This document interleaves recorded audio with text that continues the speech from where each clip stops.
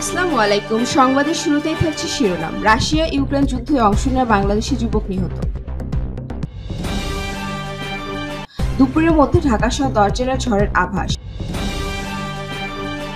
আমাদের পাশে আরেক ইসরায়েলি তৈরি হচ্ছে।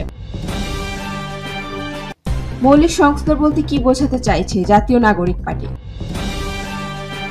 বিশ্বকাপের ভাগ্য নির্ধারণী ম্যাচ খেলতে নামছে বাংলাদেশ। এবারে আসে বিস্তারিত সংবাদে। ভবিষ্যতের স্বপ্ন আর পরিবারের অভাব ঘোচাতে রাশিয়ার পথে পা বাড়িয়েছিলেন ব্রাহ্মণবাড়িয়ার আশুগঞ্জ উপজেলার যুবক মোহাম্মদ আকরাম হোসেন। কিন্তু তার সে স্বপ্ন পূরণ হয়নি, বরং ইউক্রেন যুদ্ধে রুশ সেনাবাহিনীর হয়ে লড়াই করতে গিয়ে প্রাণ হারিয়েছেন তিনি। শুক্রবার 18 এপ্রিল বিকেলে রাশিয়া থেকে আকরামের এক সহযোদ্ধা তার পরিবারের সঙ্গে ফোনে যোগাযোগ করে মৃত্যুর খবর জানান।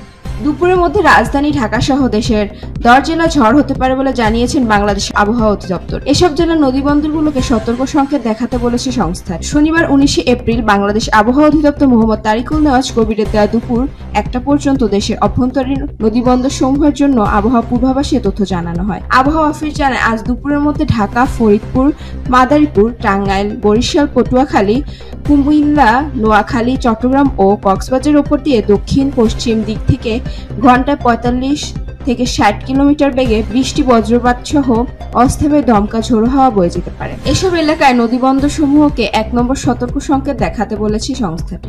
ভারতে ওয়াকফ আইন বাতিল এবং মুসলিম হত্যার প্রতিবাদে মিছিল ও বিক্ষোভ সমাবেশ হয়েছে নওগাঁয়। এর অংশ হিসেবে গতকাল নওগাঁ কেন্দ্রীয় মডেল মসজিদ থেকে একটি মিছিল বের হয়। মিছিলটি নওজোয়ানের মাঠের সামনে গিয়ে শেষ হয়।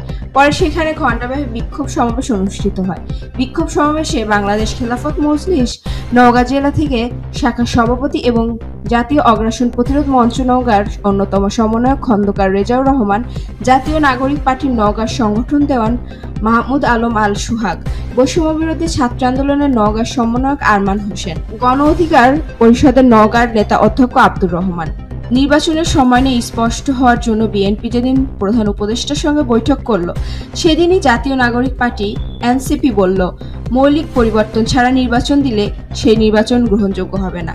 বিএনপি সেখানে ন্যূনতম বা জরুরি সংস্কার করে দ্রুত নির্বাচনের পক্ষে, সেখানে মৌলিক পরিবর্তন বলতে এনসিপি কি বোঝাতে চাচ্ছে সেই আলোচনাও সামনে এসেছে। জুলাই গণ অভ্যুত্থানের নেতৃত্ব দেওয়া তরুণদের গঠিত দলটির নেতারা বলেছেন, মৌলিক পরিবর্তন বা সংস্কার মানে হচ্ছে ক্ষমতার ভারসাম্য।